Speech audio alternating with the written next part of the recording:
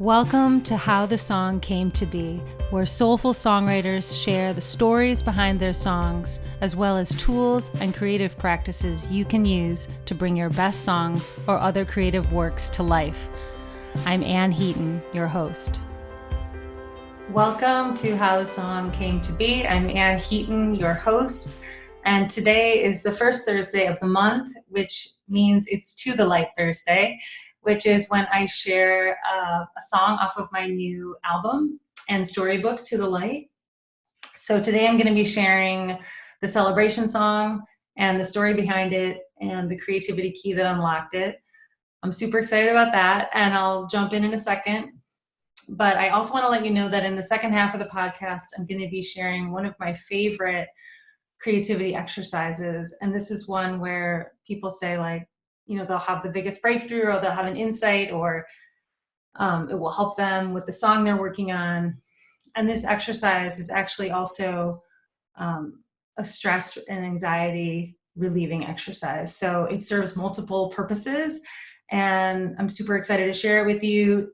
If you listen to the podcast, commuting on your way to work, you can kind of just listen and maybe try it later.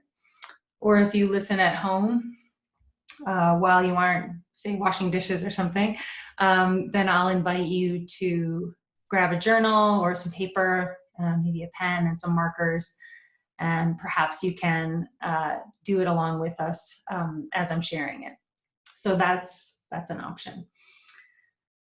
Yeah, so to start off, again, I'm sharing, if you're watching this on video, I'm holding up the book from my book To the Light, which is a collection of songs and stories.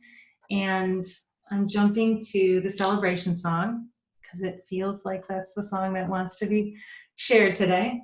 And I'll just start out by reading how it came to be. On a cold February morning, a few weeks after moving to Ann Arbor, as I forced myself to unwrap and put away utensils and books, my 4-year-old daughter sauntered through the living room, put her hands in the air, and did an impromptu hip shake while singing, "I feel a celebration going on," or something like that. I thought to myself, you do? I was accustomed to her singing made-up melodies from her car seat, narrating the things we'd pass along the road. "There's a tree growing like me," or "birdie, birdie flying," she'd sing. But on this day, I was particularly struck with how in touch she was with happiness on a gray day in a new town without her cousins or toys. I wondered if I too could feel a celebration going on, even while unpacking boxes on a bleak winter morning. I took it as a challenge to see if I could access my inner celebration.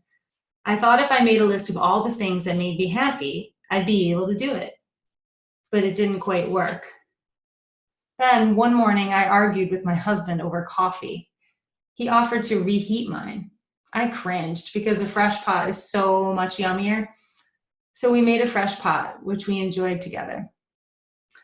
This simple exchange triggered memories of all the situations in my life where I learned that every moment, no matter how challenging, is leading to this current, perfect, present moment. My painful divorce led to a better relationship and 2 children. A car accident helped me feel my spirit more. Thich Nhat, who trained as a monk during the Vietnam War, cultivating peace in wartime, said, "A lotus grows in the mud." I loved and clung to those words. Having this theme helped the song tumble out. I even felt moved to bring the idea to climate change, which is so overwhelming, it can be hard to see the miracles of nature that are right in front of us.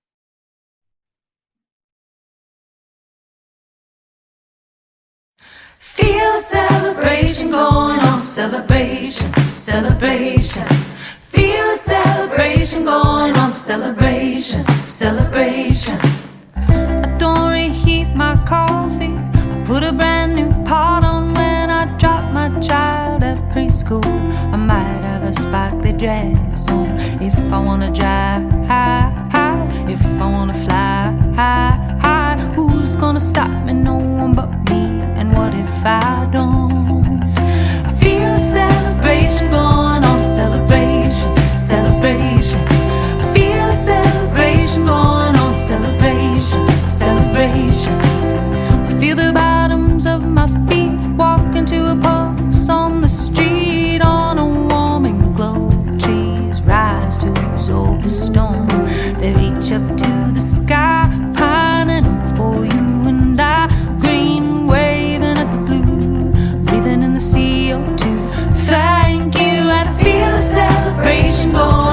celebration, celebration. I feel a celebration going on, celebration, celebration.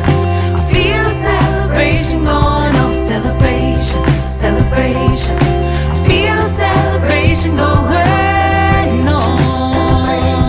When I think how lost I felt en route to this perfect moment, all that had to go right and wrong for me to come here and own it, how unlikely we'd meet, make up after fights, that I'd take the 59th Street Bridge to you one night, that you and I'd roll a Crown Vic on black ice. I'd be hit by a drunk driver, but somehow survive. Though I flew across the freeway, I didn't have a scratch. My spirit shifted up above my head, and it was 'cause of that that later I knew, when I walked through hard times, I had a spirit to turn to. Can you feel it? Can you feel it rising up? How my grandpa showed me the ballads of Ireland, my friend Motley, the music of Harlem. How I always preferred, though I didn't know it then, the music of the oppressed over those oppressing them. How my mom got me all those piano lessons. Damn, thank you. Can you feel it? Can you feel it rising up? So I could make my music shared in my own voice. How I had to meet the wrong man to make a better choice. How it all had to burn down so I could rebuild my life and have these two daughters who like ice cream and watermelon best. They like red wagon rides and their new blue dresses. They feel it rising up, and maybe humanity won't survive, but I'm gonna make the most of my time. Like Paul McCartney said, maybe you've been waiting your whole life for this moment to arise. Like Thich Nhat Hanh lived peace in Vietnam. He kept rebuilding and rebuilding. He helped Martin Luther King over here as they kept marching and marching. Can you feel it? Can you feel it? Can you feel it? Can you feel it? Can you feel it? Can you feel it? Rising up. Can you feel celebration going on? Celebration, celebration. Feel a celebration going on. Celebration, celebration. I feel a celebration going on. Celebration, celebration. I feel a celebration going on. If I wanna drive, if I wanna fly, who's gonna stop me? No one but me. Who's gonna stop me? No one but me. If I wanna drive, if I wanna fly, who's gonna stop me? No one but me. And what if I do?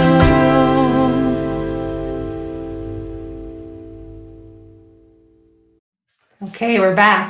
I hope you enjoyed the celebration song. So another story I want to tell around that song is that's not in the book is the relationship between Thich Nhat Hanh and Martin Luther King. You may have caught in the lyrics I say, let me just find this one part. It says, maybe humanity won't survive, but I'm going to make the most of my time, like Paul McCartney said. Maybe you've been waiting your whole life for this moment to arrive. Like Thich Nhat Hanh lived peace in Vietnam. He kept rebuilding and rebuilding. He helped Martin Luther King over here as they kept marching and marching. So what that's referring to is the friendship between those two men. They were aware of each other, and they talked about peace practices. And one of the reasons that Martin Luther King could trust Thich Nhat Hanh is because Thai, as they call him, which I believe means teacher, was training to become a monk during the Vietnam War in Vietnam. So they were practicing peace every day when there were bombings. They didn't take sides. They just helped communities rebuild their homes. And so I just find it so interesting that, if he had been practicing peace in peaceful times and, tried to give Martin Luther King advice, he might be like, well, that's nice, but we have a lot of adversity over here and racism, but instead he could see that this man was practicing peace under the most difficult of conditions, and therefore this understanding was born. And so I love thinking about how something that was so painful and difficult actually gave birth to something beautiful and had an influence on the civil rights movement over here. So I encourage you to look that story up and read about it if it's of interest to you. And okay, now I'm going to jump. Well, we still have the song in our heads. Feel a celebration going on. Do I feel a celebration going on right now? Well, I think I do, yes. I'm going to share some of these questions with you, and you can kind of see how they strike you. How do you like to celebrate? How do you like to celebrate? And one of the reasons I like to ask these questions is because sometimes I feel like when someone asks me the right question, it can change everything, and it can really open up windows for me on what actions I want to take or how I feel about something. The next question is, do you celebrate big and small things? Do you celebrate big and small things? The next one is, sorry. This is one of the reasons I write songs, because talking is so challenging for me. What was one of your favorite celebrations ever? What was one of your favorite celebrations ever? Oh, here's a good one. What's something you haven't celebrated yet that you still would like to? What's something you haven't celebrated yet that you still would like to? And lastly, do you prefer to celebrate others? If so, why? Do you prefer to celebrate others? If so, why? So I'll share something that these questions were helpful for me. I realized that there were some things in my life that I hadn't celebrated yet that I still would like to, that I just kind of glossed over and just kept moving ahead. But there was a part of me that wanted to celebrate and acknowledge.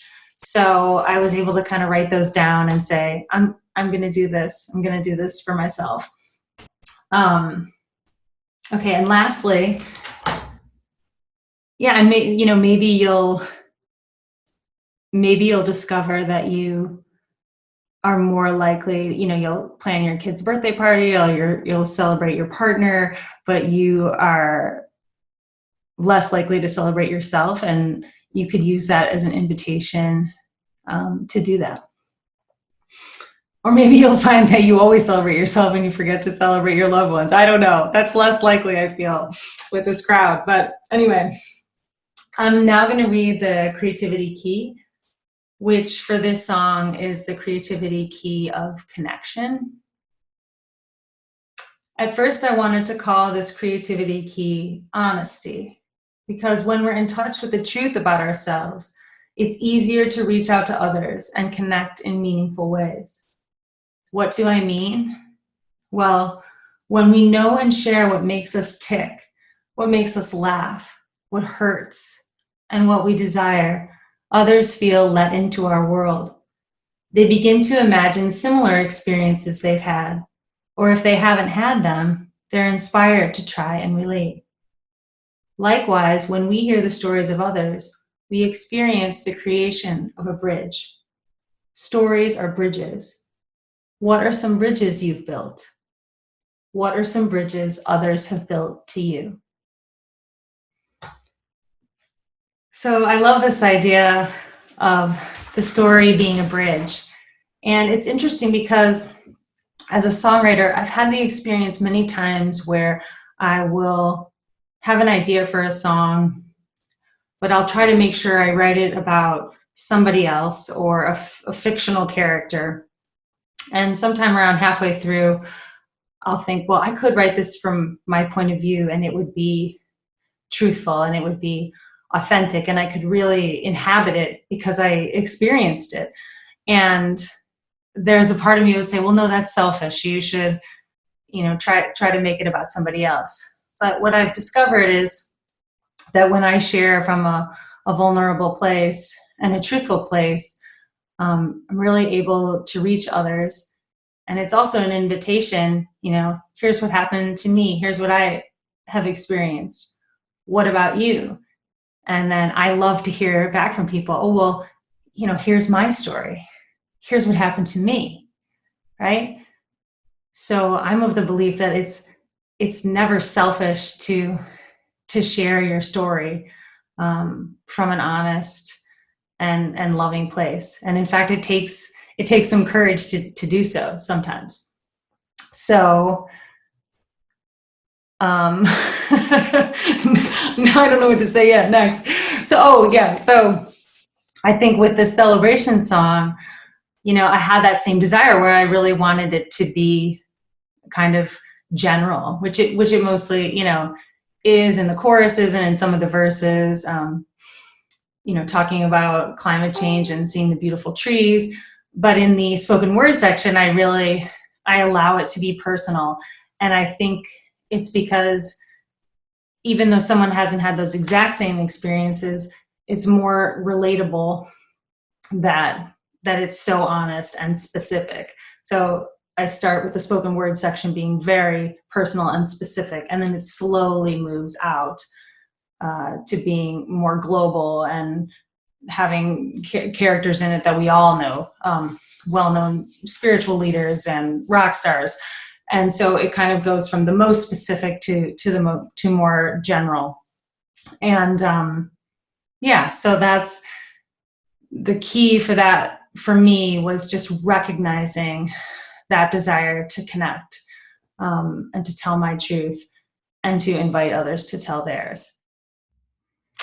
Okay, so now I'd love to share with you the creativity exercise that I mentioned. It's an exercise that I've used just simply for stress relief, to cultivate self-compassion, and also as a tool to help me write songs such as The Alchemist, maybe it's Peace, even a little bit with the celebration song. So it takes about 10 minutes. And again, it serves multiple purposes. You can do this simply to alleviate anxiety or just check in with yourself. I've used it a couple times this week already. It's so funny. Once I do it, I'm like, oh yeah, I'm good. Or you can use it as a jumping off point for writing a song or working on a creative project. And it often will reveal something that maybe you haven't seen yet about your topic. So I say, with creativity, we can create alchemy, and we are reminded of who we truly are. So one of the things this exercise has given me, it's helped me to feel less like a victim and more like the author of my life. It's lowered my stress, as I mentioned, by putting me more in touch with my creative energy. It's helped me to feel more empowered, and it's fun. And it's something I can do with my kids. So here's what you'll need. You'll need 2 pieces of paper at minimum, and a pen or pencil at minimum. If you also have markers or crayons or some colored pencils, that's great too, because that'll give you a little more to work with. So if you don't worry about it. You can just use a pen. But if you do have some of these other tools, you might have more fun with it. Or you can always do it once now and do it again later. So this is actually a drawing exercise, but it's not about being good at drawing. You're not trying to make a realistic rendering of something.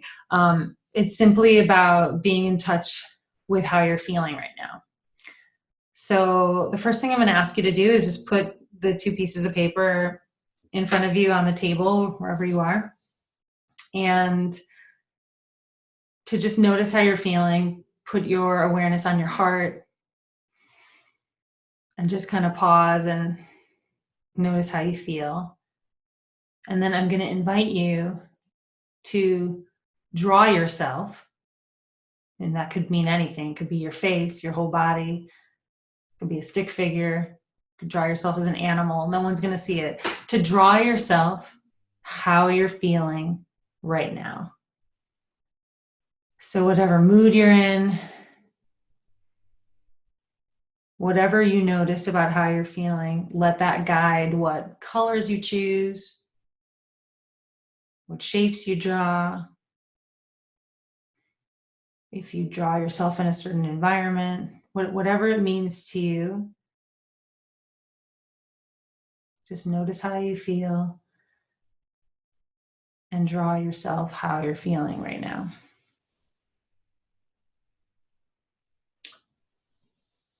So you're probably going to want to pause this podcast if you're actually doing the exercise right now. So go ahead and pause, and then you can kind of come back when you're done doing that. Okay, so now that you've drawn yourself how you're feeling right now, and again, that's whatever that means to you. This is just for you. Now I'm going to invite you to do a second drawing. And in the second drawing, you're also going to draw you, but you're going to do it from a different point of view. And I don't want you to get hung up on the words that I use right now, because everybody has different words for this, but there'll probably be one that resonates the most and others might be triggering. But I want to invite you to draw yourself outside of your particular mood. So draw yourself like the essence of who you are, or ideal you, or the most authentic version of you, or the truest you. So the you that's untouchable, by your experiences, the you that's always there underneath it all, right? With kids, I might say draw yourself as a superhero. So you could try that too. So now you're drawing the essence of you, whatever that means to you. Maybe it's your higher self or your inner wisdom, your most authentic self. And just see what colors you're drawn to, what shapes, and see, maybe you again want to draw yourself as an animal or in a particular environment, and just go ahead and do what feels right for this second drawing. And again, you can just pause and come back when you're done.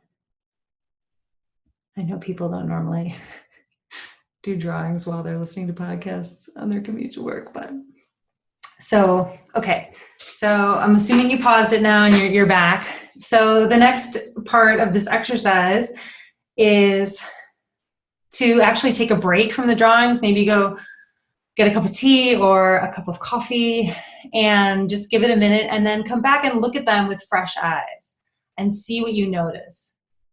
So this is the cool part, because there's always what we're aware of, and then there's something right below the surface, which is why this can be a great tool for songwriting. Is you might look at these drawings and notice something about how you were feeling that you weren't aware of, or notice some detail about authentic you that feels a little more powerful than you were aware of. So whatever the case may be, I'm now going to invite you to just jot down some words on each of these pieces of paper about things you notice. So you might be like, there's a lot of the color blue, or she looks lethargic, or she looks radiant. Just go ahead and write down some words about what you notice. And then I'm going to invite you to allow these two characters, who are both you in this case, to have a conversation. What might they say to each other? I'll actually show an example. I always get super shy about this. Now, if you're listening, you won't see this, but if you're watching it on YouTube, here's like a drawing that I drew of like the mood I was in. So she's kind of exasperated. She's like, what? Like, what now? Like, what should I do now?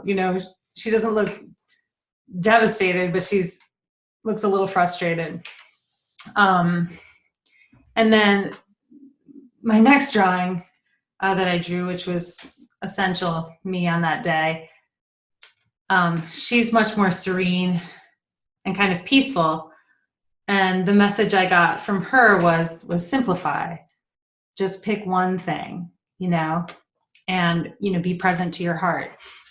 So I sort of let them have a conversation, and then I had some realizations, and I could kind of go about my day. So that was, in this case, I used this drawing exercise as almost like a stress relief and as a way to know, what's my next step. But in terms of songwriting, I have a drawing here, which I don't think I'm going to share it, but I'm writing a custom song for a couple. And I'm about halfway done with the song, but I feel like it could be better or deeper. So I actually drew them. I mean, I don't know how to draw, but I just kind of drew their expressions. And through doing that, I sort of saw like that he was looking at her and that he could really see her. And she looked really grounded. And just through observing what I had drawn, I had access to something that was a little deeper, like a little more in my subconscious about their relationship. And so I took notes on that, and now I'm going to include it in the song. So that's something that you can do on whatever level, and that I encourage you to do. I know a lot of people have resistance to drawing, but again, this is just for you. And it's just another way in to yourself, and it can be a way into your creative work. Kind of just take a break from your logical brain, and it's awfully compassionate, and it's good to be good to yourself. So that is that exercise. And in Soul Song School, we go a little deeper into ways you can then turn that actually into a song. But I think for the sake of the podcast and for today, that's a good start. And yeah, I hope you enjoyed doing that. One thing I will say is, if you're listening to this in your car, don't judge this exercise before you do it, right? One of the things I love doing as a teacher is not telling people what we're doing and then we just do it, because what almost always happens is once someone does something, they're like, oh, and the more resistance someone has to something, usually the more benefit they get out of doing it. So if you're listening to this in your car right now, don't judge it until you've tried it. And then once you try it, then you can judge it. So lots of love. And I don't know what else to say. Oh yeah, the action invitation is to celebrate something in your life. Either celebrate yourself, celebrate something you did, celebrate someone you love. Thanks so much for listening. It was great to be with you today. Look forward to seeing you next time. And if you want to purchase a copy of my album and book, you can do so on my website, www.anneheaton.com, and have a great day. Bye. Thanks so much for joining us. If you know someone who would enjoy or benefit from this podcast, please share it with them. Thanks so much. Much love.